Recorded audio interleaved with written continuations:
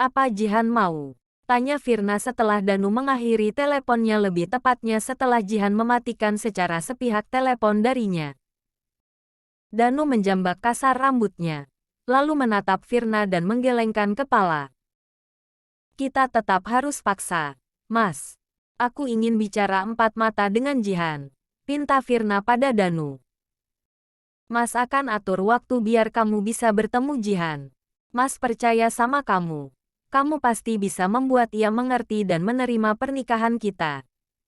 Petik 2. Iya. Petik 2. Firna bernama lengkap Firna Sari. Ia sebenarnya cinta pertama Danu saat mereka sama-sama duduk di bangku SMA. Saat itu, Danu kelas 3 dan Firna kelas 1. Lalu setelah sekian tahun berpisah, di acara yang sama-sama mereka datangi, pertemuan pun kembali terulang.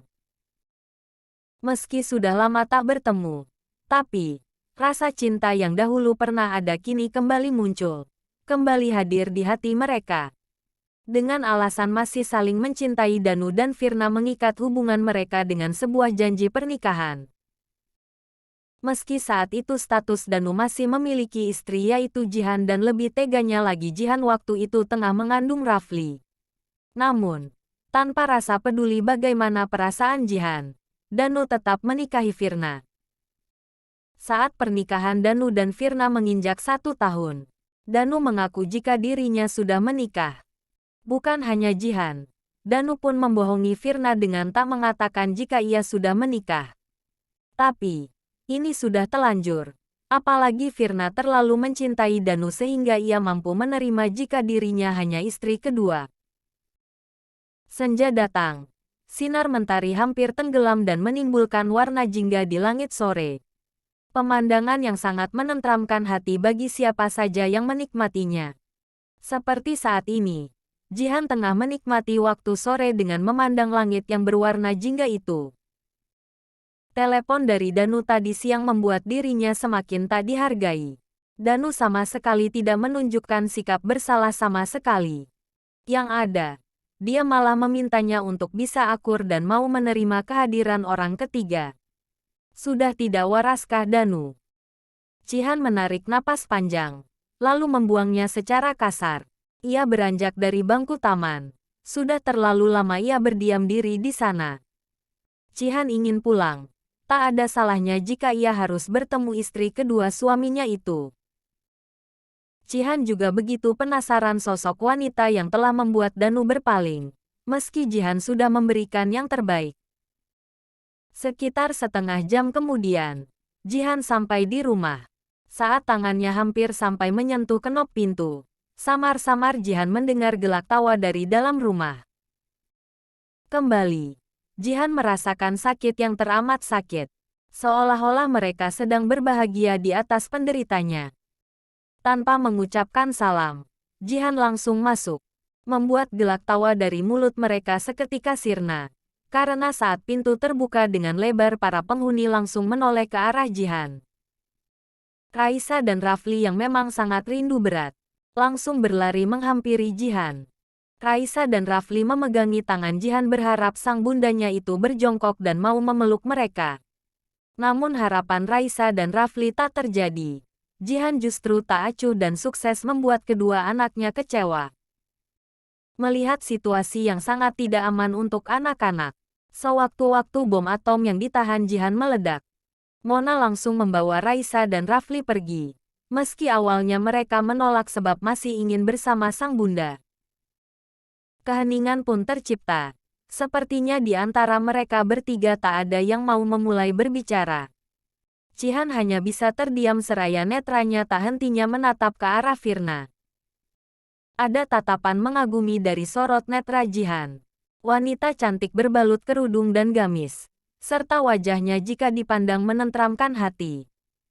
Ia merasa dirinya begitu rendah di mata Danu maupun Firna. Kini Jihan sadar kenapa Danu bisa berpaling dari dirinya. Padahal sebelumnya ia merasa dirinya lah wanita yang paling sempurna. Nyatanya ada wanita yang lebih sempurna daripada dirinya. Akhirnya kau pulang juga, ujar Danu, suaranya memecahkan keheningan. Kamu berharap aku tak pulang? Mas. Sinis Jihan.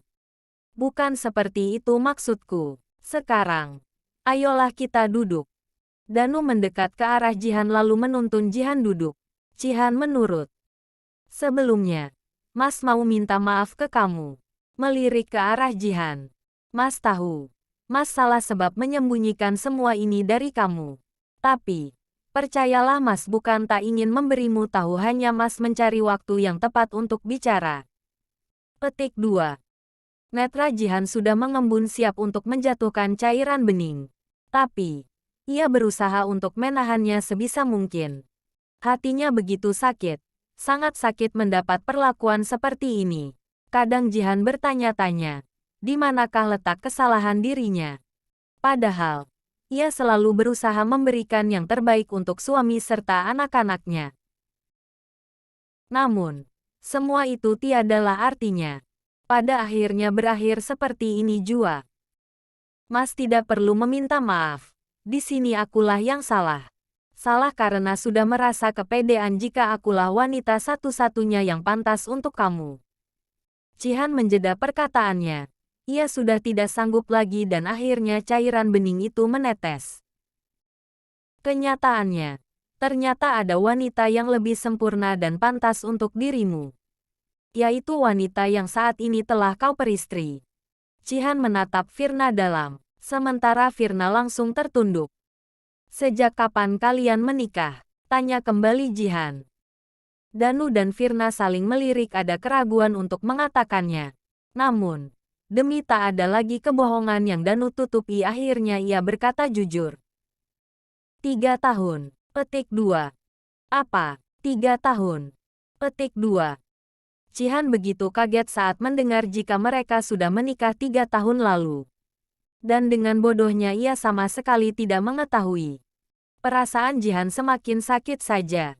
Selama 3 tahun dikhianati dan baru sekarang terbongkar. Tadi Mas bilang bukan mau menyembunyikan, hanya mencari waktu yang tepat. Dan apa ini? Pernikahan sudah berjalan 3 tahun. Aku yakin jika saja kejadian kemarin tidak terjadi, aku yakin sampai detik ini pun kau akan bungkam, Mas.